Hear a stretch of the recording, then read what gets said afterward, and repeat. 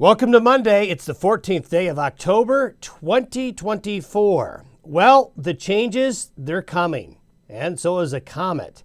We'll talk about both here in a moment, but these are the highlights. First of all, during the evening hours, before and after sunset, and we'll show you here on a chart, Comet A3 is putting on a pretty good show, as you'll see here in a moment. So get your binoculars, get your cameras ready, and hope for clear skies in the evening hours.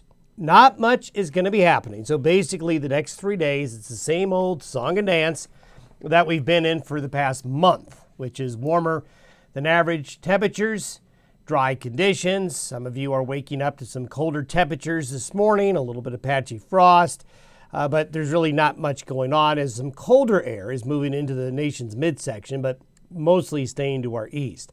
Where things begin to change will be on Thursday. That's when the Pacific Northwest, the interior west, and areas west of the Continental Divide, will see thickening clouds, falling temperatures, and developing areas of rain and mountain snow along and west of the Divide Thursday, and especially by Thursday evening and Thursday night. Then as we get into Friday and the weekend, the colder, unsettled weather is going to overspread areas along the Divide and just east of the Divide. But we've got to sort some things out because we've got some disagreement in the modeling as this trough coming in from the Pacific Northwest is going to split. And when they split, what that does is that causes a lot of confusion in the modeling, number one. And number two, where it splits and how it splits, and then what happens after the split really will dictate on who gets the best chance of rain and snow and who gets really cold and who maybe gets a little cooler, as I'll show you here in a moment. So what I'm saying is the changes are coming late Thursday into the weekend and beyond, but the details of those change, we got to sort out. We need a couple more days to get into the details, but we'll give you an overall broad brush of what's coming our way.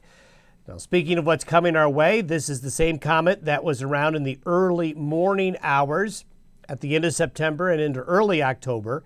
It's now worked its way around the sun, as we showed you in those images last week, and it's starting to move away from the Earth. But for the next several nights this week, it's going to get higher and higher in the evening sky. And yesterday evening, got several photos here of folks being able to catch it. You're going to be able to see the comet probably faintly with your naked eye, but you want to really see this comet with a pair of binoculars. And if you have a camera, set some long exposure settings, put it on a tripod. It's going to be an easy target. So get out if you can, and we're going to have some opportunities for clear evenings, I think. We're going to deal with clouds occasionally, but for the next 3 nights in particular, especially the next 2, there's a real opportunity to see it. Get away from the city lights. That's another thing. I think even in cities, you're going to be able to see it and capture it, but get out of town. Drive out wherever you can get away from the lights of a city, and you're going to see some really good opportunities to see it. Look how long that tail is. So we're getting some good views of it. Hopefully we'll be getting some more photos to pass along and share with you. So from South Dakota to Wyoming, showing up very well yesterday evening. So this is going to be a real opportunity for you photographers out there. You don't get these very often like this. This is looking a lot like Neowise did back in 2020. Now, here's a nice shot from Richard Patton here on the way between Billings and Sheridan of the Elk Fire. There's good news coming for all the fire activity. Where the major fires are right now in the west, they're going to get snowed on. So that's really good news. So let's go back to the comet real quickly. These are the dates. I showed you this graphic last week. So yesterday, this is where it was. And so you can see that every evening, the comet gets higher, which makes it easier to see in the evenings coming up. You're going to want to find Venus. And as I'll show you on this next graphic, another star, Acura, that's going to be able to help you find it in the evening hours. As it climbs higher in the sky, it gets further away from the Earth. But the next few nights in particular are going to be really good opportunities. So here's another way to show it.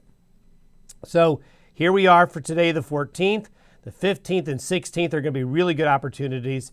This star right here and Venus, this is a very bright star. It's going to be basically in between those two for you to kind of go. But find Venus, go up to the right to the northeast of Venus here, up, let's say, the 2 o'clock range. If you were to use a clock as a guide, that's where you're going to find it. Now, you're going to have a real good opportunity this evening to see it because we've got a little patch of clouds here associated with a weak upper level low over Utah. That's going to drift slowly southward and just kind of minor out, we call it, while high pressure still is dominating. All the low pressure is still up here in the Gulf of Alaska, but that's what's going to be coming our way by the end of the week. So let's set in motion what's going to be happening. First of all, to start the week, this colder air is sliding out of central Canada into the Great Lakes, the upper Midwest and core belt. This is going to send a lot of colder air, very fallish air, into the east. That's going to really cool things off. The back side of this trough is going to push some cooler air up along the east slopes of the Rockies right here. But the real cold air is going to be off to the east. There's that upper level low in the southwestern United States.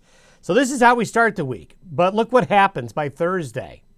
That trough in the Gulf of Alaska, where is it? Washington and Oregon. Finally unstuck. We're unsticking the pattern. Notice the trough in the Great Lakes in the northeast is gone out to sea. So things are moving now. So the log jam will have been broken. So there's going to be a strong Pacific front coming into the Pacific Northwest and the northern Rockies by late Thursday and Thursday night. This is going to be by Thursday afternoon, pushing much colder air in areas west of the divide. So you're going to see temperatures crashing, rain and snow forming.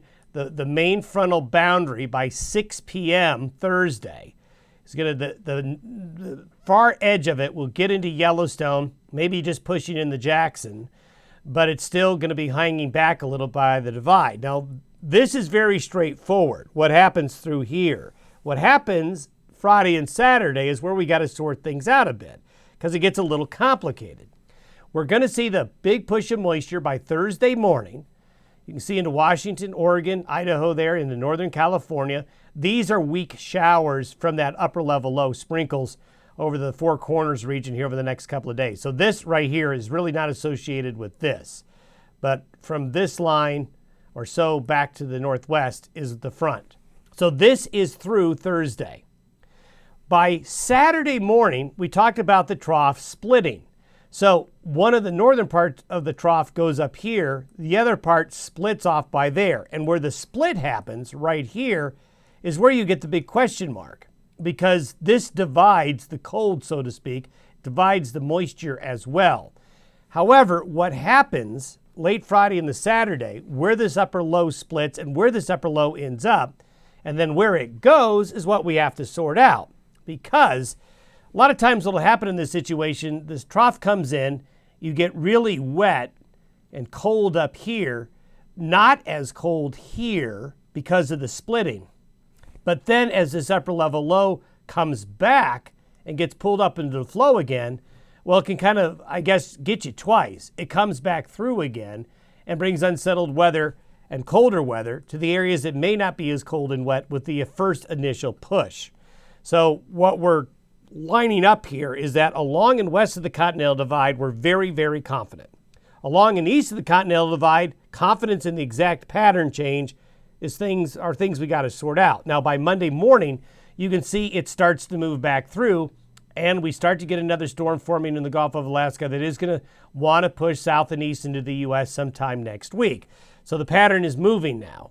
And this is what the cold looks like by Saturday. As that trough settles in, look at the cold settling into the west. But notice up here, it's not as cold because the trough splits and the cold is more consolidated where that upper level low is. So it may not get as cold in the Dakotas and the plains as it once looked, at least with this system. I certainly think the cold is coming up here by the end of the month for sure. But for the initial push, it's for folks along and west of the divide where the biggest impacts will be initially, especially Friday into Saturday. Now let's kind of step through the precipitation with the different models. You'll see there's going to be some differences, but the overall writing message here, this is all through Sunday, is that along and west of the divide, it's going to rain and snow pretty good.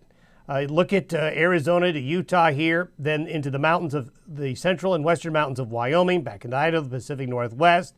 So the elk fire, the pack trail fire, that other fire activity in Utah and Idaho and back into the Pacific Northwest is all going to see some cool and wet weather. So this is the European model. This is the AI version of the European model. Notice there's a lot more moisture out onto the plains, but the same basic pattern on the western slope and in the mountains here. So the fire areas are going to get some snow. This is the Canadian, which is a lot more wet and colder east of the divide, but still shows the showers and the rain and the snow in the mountains of the west. This is the GFS model. So they're all basically saying the same thing, except for here. So this is something that as we get closer, we have a better idea. But the end result, and a heads up to hunters. Hunters, you've had no weather at all to worry about, at all. But that's about ready to change. So you see those darker blue and pink areas. If you're going to be hunting or are hunting in those areas, by Thursday night, Friday, Saturday, into Sunday, you're going to be into a wintry situation, especially the Bighorns, the Wind Rivers, the Uintas, the Yellowstone Plateau, around Jackson, back along into the Wasatch and the Bitterroot and the higher Cascades, and even into the southwest mountains of Colorado. So change is coming. If we were to go to 15 days out, we talk about the high pressure configuration in the eastern Pacific when the ridge is here, the west is in the fridge. So that general trend for the end of the month into early November is still showing. So finally, those changes, they're beginning to get set into motion. Have yourself a great Monday. We'll see you tomorrow.